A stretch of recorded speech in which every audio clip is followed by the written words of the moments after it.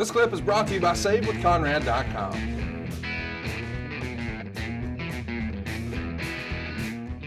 November 4th in the Observer, the report comes out regarding a deal, and also that Vince Russo has been attempting to go around your dad to Panda about the creative. And we're going to get into this a lot more in the future. But all of a sudden, it hits you in the face. You know, we thought through this entire episode, God, if we could just secure funding, man, if we can just keep the lights on, we just got to keep going. And now we've checked all those boxes. We're going. But now we got to wonder, why are we doing this? You know, it felt like this is if we could just get this locked down, we've made it. But now it's like, oh wait, back to the reality of wrestling politics and content.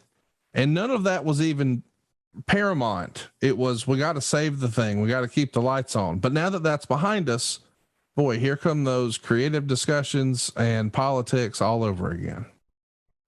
We got back to sea level, and we thought we were coming up at sea level, and it was going to be nice old Hickory Lake out there. Looked like a bathtub this morning, Conrad. But in reality, we came up in the North Sea, and waves were crashing down, and a couple of things turned over. Yeah, that well said. That is exactly as we got back where our neck, we'll say, was out of the water.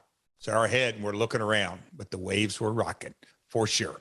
And boy, does it hit the fan in the Observer. He wrote paragraph after paragraph. I can't read it all at once. We'll break it down piece by piece. Here we go. It was officially announced to the wrestlers and staff before the October 30th NWA TNA pay-per-view show that the company had been purchased by Panda Energy of Dallas. Those within the company had considered the sale close to a formality, with the big question being whether they could be behind Jarrett or Vince Russo as the main creative force. It had appeared Russo had the inside track a week ago, and Jarrett had admitted as much to some of the higher ups in the company after officially finding out from Panda execs on 10/24 that Russo had been going behind his back to wrest control away for several weeks. Bob Ryder and Jeremy Borash met with Panda execs after this and were able to persuade them that Jarrett was the guy needed for the position. Russo conceded that some friends the day before the show didn't think he would get the power, and some didn't even show up at the 10:30 show, prompting some speculation that the battle was over. Others in the company say it's still a divided locker room and still thinking in the long run, Russo will come out on top. What seems to be apparent is that at least at the present, Jarrett and Russo will no longer work together, and Russo won't have any involvement in the promotion for the time being. The official company line is they can't comment on the status of Russo and will only say that Jarrett is in charge and firmly in charge.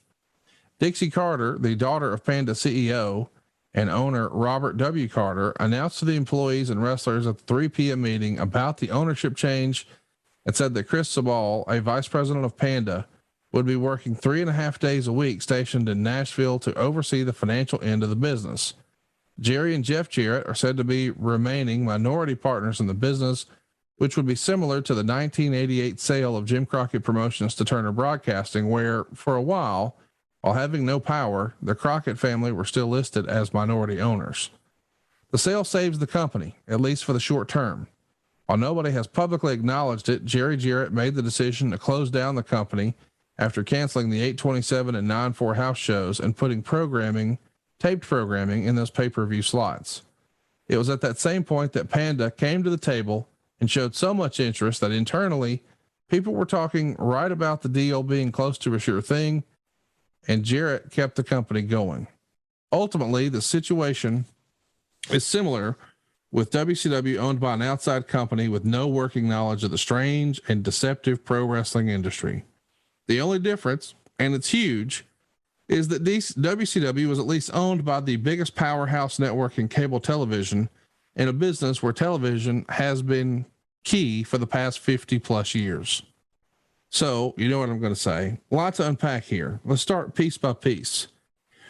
We read earlier that Panda was trying to purchase 51% of the company. Would that mean that you and your dad would retain the other 49%, or were there other partners involved at that point? So, and again, boy, I have to really look at emails or documentation or anything like that, but 29%.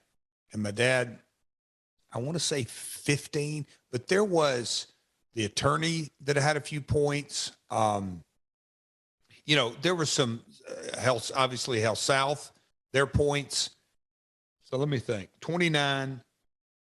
But Hell South got bought out. So if Panda's going to be the new owner, and so it was going to be, but no, Hell South was stayed in. Now here's a little fun fact: Hell South stayed in for several years. That's what they landed on. Hell South kept 4 or 5% for years. Conrad, I'm not exactly sure, but they have finally moved on out.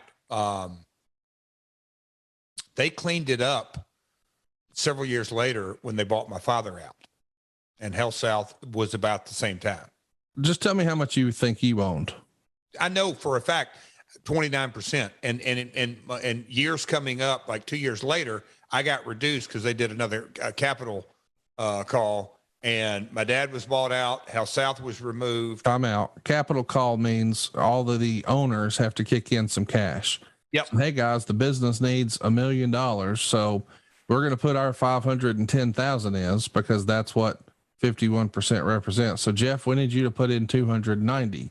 And if Jeff doesn't have the 290 and the people who put in the 510 do have the 290, then they can buy some of Jeff's shares and now gain a bigger portion of the company's percentage ownership, simply based on the fact that they had the cash and Jeff did not. Yeah, it was a formality, but that you explained it exactly right. Yeah. So you got 29% of a money losing project. So that's great. Mm-hmm. But you're still in the game. When this is all said and done and they give the big rah-rah speech, how many wrestlers come over to you? Because here's what you have in common with all these guys that they don't even have in common with your dad. Your dad was never, quote unquote, one of the boys in their lifetime. Now I know he was, but they didn't know him as that. He was always Mr. Jarrett, the promoter. Yes. You were just Jeff. We're eating at Chili's after the show and making towns. And now I'm also the boss, which is kind of cool, but they view you in a different light than they do your dad. Would that be fair to say? Spot on, my friend. So after a big meeting like this, now there's these two new people who they don't know, and we hear they're wealthy and they're going to be writing checks, but it's natural for everyone at that meeting to think, what does that mean for me?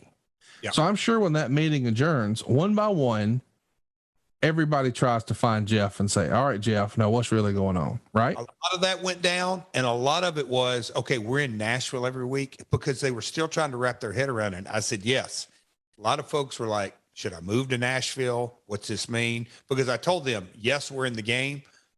Panda is a $1 billion energy organization. But the Texan likes the component of getting in the entertainment business, and he did. And so, look, I can't promise you anything but to today, but things look really good, and I'm super excited. And what you just said, they could relate to me, and they said, all right, Jeff, you excited? We're excited. They knew that we were in the ball game, and it wasn't going to be like we'd just gone through the last 60 days or so, or 90 days, like what's going to happen. Because I was always honest with them, like, here's where we're at today. It's going to change tomorrow because it's changed yesterday. But, so that security. Hey, it's Conrad Thompson. Thanks for checking out the podcast here on YouTube. Be sure to hit the subscribe button and the notifications bell so you get a notice anytime we upload some new content. And go save yourself some money right now. If you're in a 30-year loan or you have credit card debt, it's not a matter of if I can save you money. It's a matter of how much.